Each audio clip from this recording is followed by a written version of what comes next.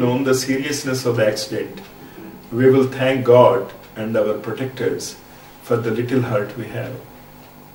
So this is the spirit with which we should approach Theosophy, that we are all protected by the masters.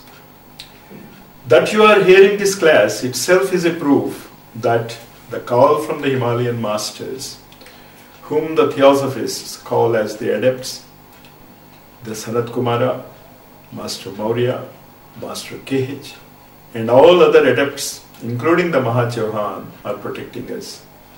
It is their will and specified direction which has brought us to hear this. Be very, very, very clear about this fact. You are here not because you wanted to be here, but because you are forced to hear this. But the question is, are you ready to take up the challenge? Are you ready to take up this message and first mold yourself and then mold others? Just as a MSc, a postgraduate, first learns the subject himself and teaches it to others, almost making them equal to himself, and sometimes his students may be better than him. And maybe we will be better than Blavatsky because of our teachings, mind you. So the effect or the intention of Blavatsky is to fight the materialism, to tell people that there is something else than the physical world we are seeing. At her time, spiritual seances were at their height. People who are interested in spiritual sciences, where people used to cluster around spiritual mediums, seeking information from their departed parents or friends or lovers. And the mediums were too glad to offer that assistance, of course, for a fee. Madame Blavatsky very clearly told the practitioners of these seances, the spiritualistic mediums, and those who went to that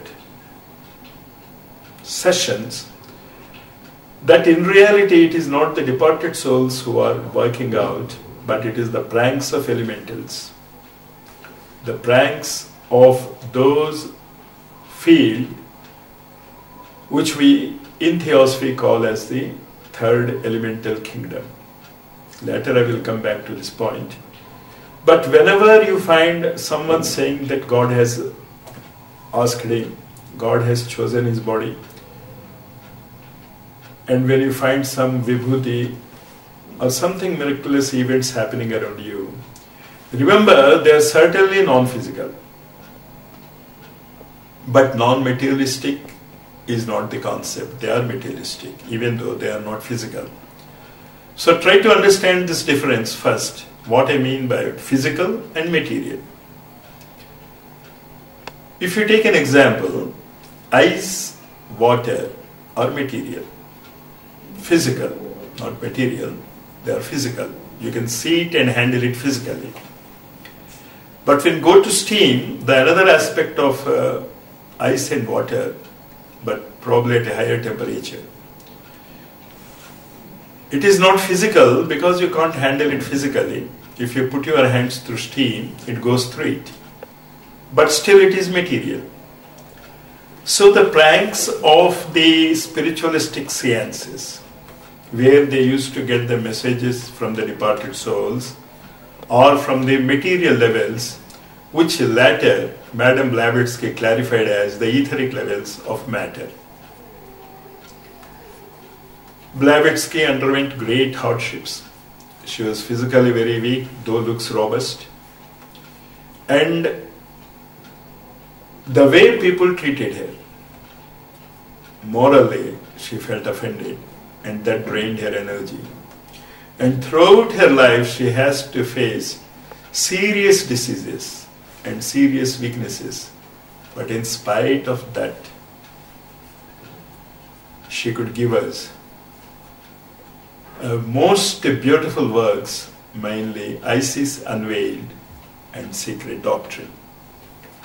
Along with that, she has also given us the voice of silence. And with voice of silence, the Theosophists are advised to read At the Feet of the Master and also Light on the Path. One written by Alcyone, the pen name of Jiddu Krishnamurti ji, and the other is by Collins. So today, in this particular discussion, I would like to a brief introduction on secret doctrine,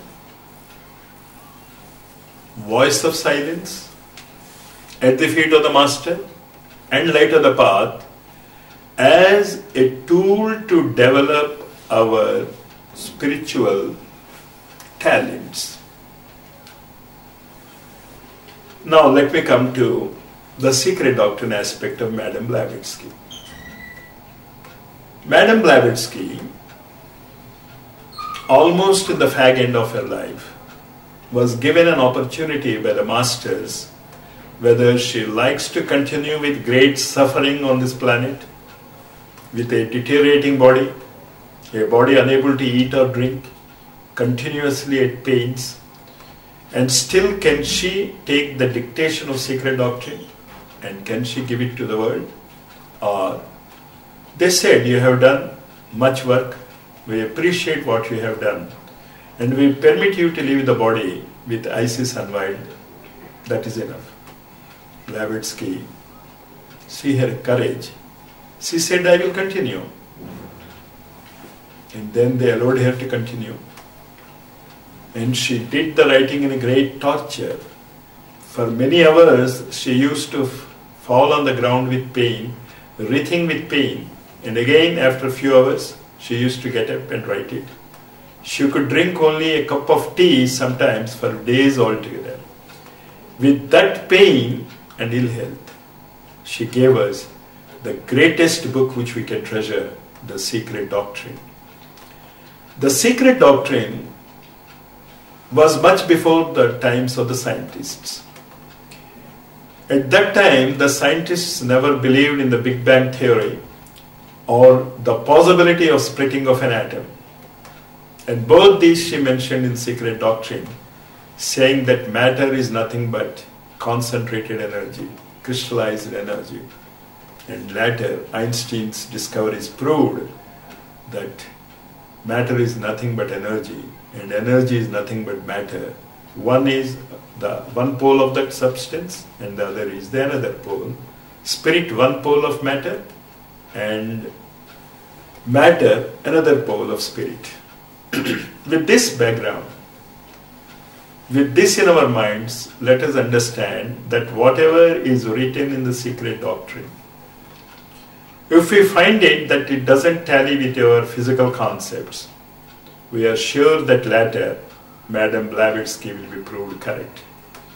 That is what Annie Besant and Leadbeater also found. Many times in their psychic researches, Leadbeater and Annie Besant found that what Madame Blavatsky wrote in Secret Doctrine is being contradicted.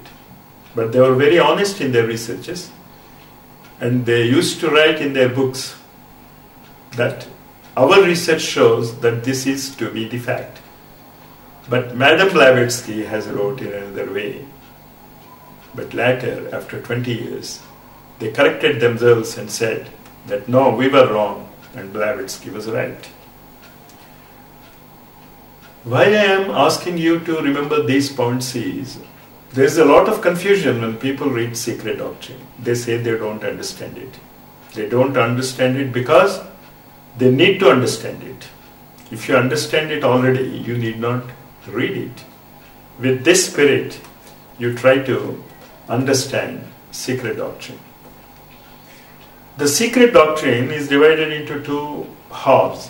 One is known as the cosmogenesis, and the other is known as anthropogenesis. In cosmogenesis, Madame Blavatsky